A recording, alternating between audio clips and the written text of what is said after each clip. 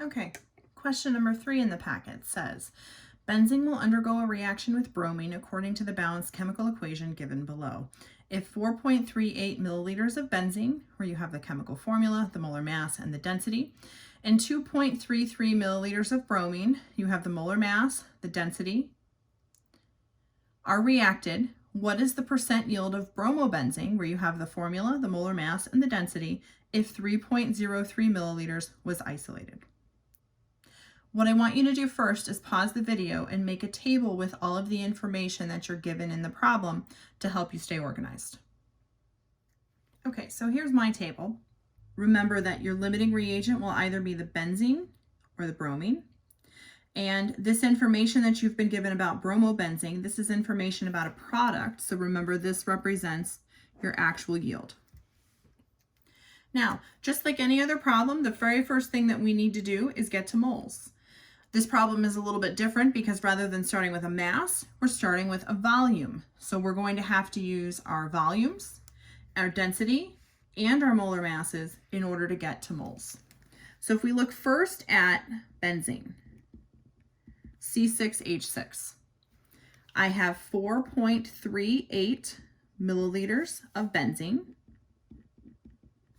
In order to get to moles, the very first thing I need to use is my density equation.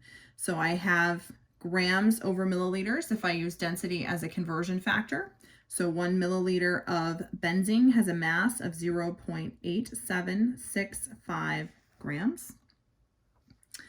From there, my units of milliliters cancel. I'm left with grams at that point in my calculation.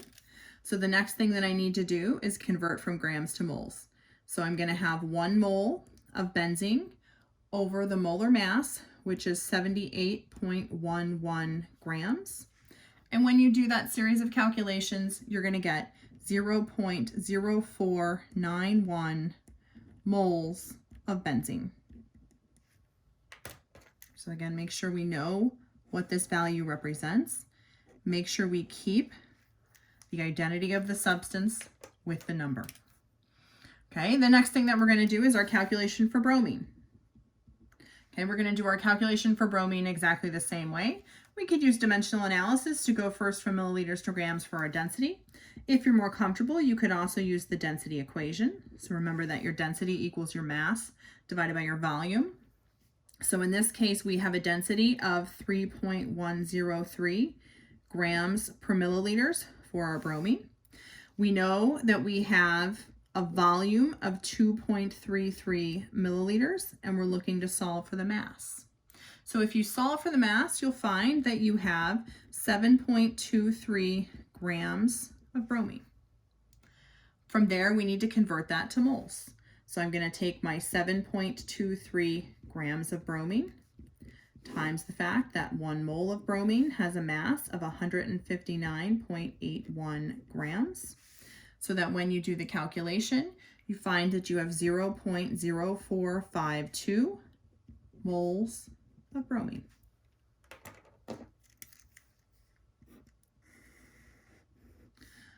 Once again, we have to look at the stoichiometric calculations for each of our starting materials with a potential amount of product before we can conclude who our limiting reagent is and who our reagent in excess is going to be.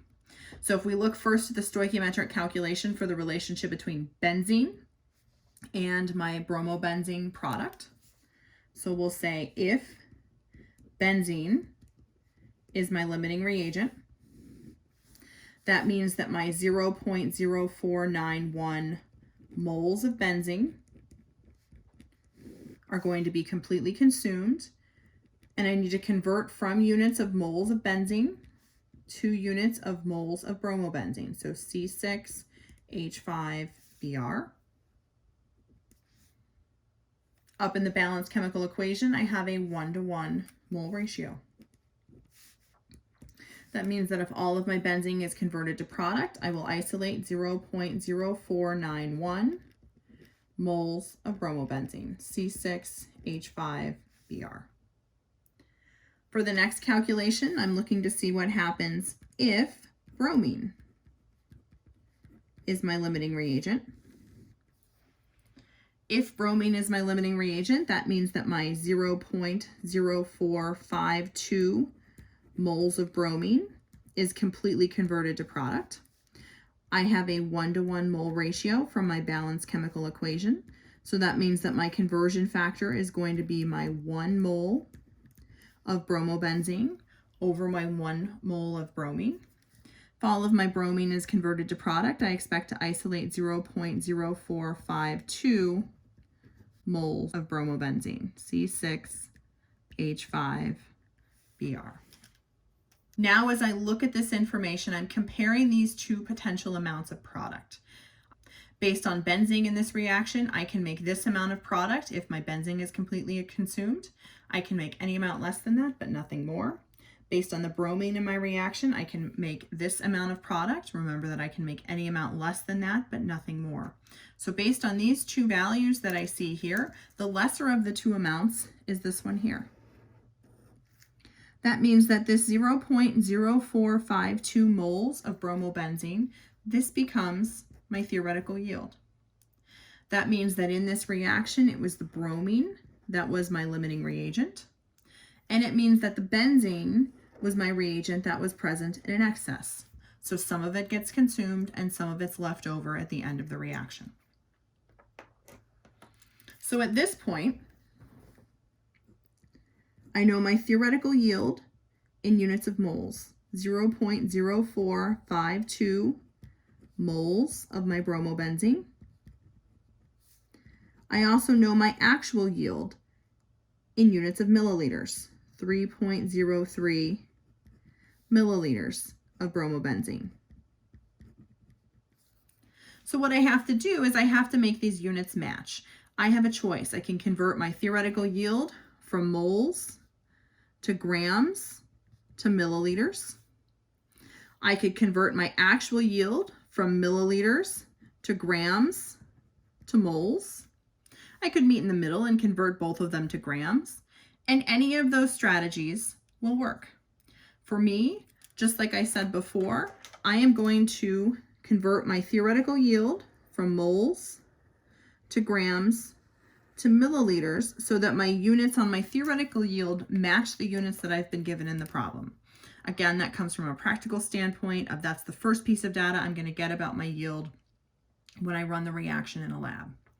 So I'm going to take my 0.0452 moles of bromobenzene, C6H5Br. First, I'm going to go from moles to grams.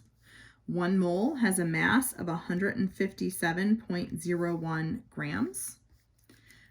In this case, my units of moles cancel. I'm left with grams. The next thing that I need to do is then convert from grams to milliliters using my density. My density that was given to me tells me that 1 milliliter of bromobenzene has a mass of 1.495 grams.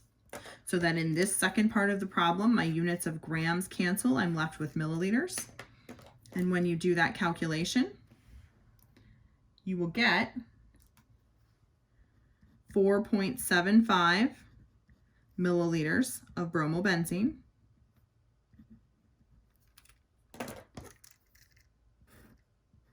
And remember that this value, you started with your theoretical yield, you converted it to milliliters, so this is still a theoretical yield. Finally, the last thing we need to do in order to solve this problem is to calculate our percent yield. So my percent yield is going to be my actual yield over my theoretical yield times 100.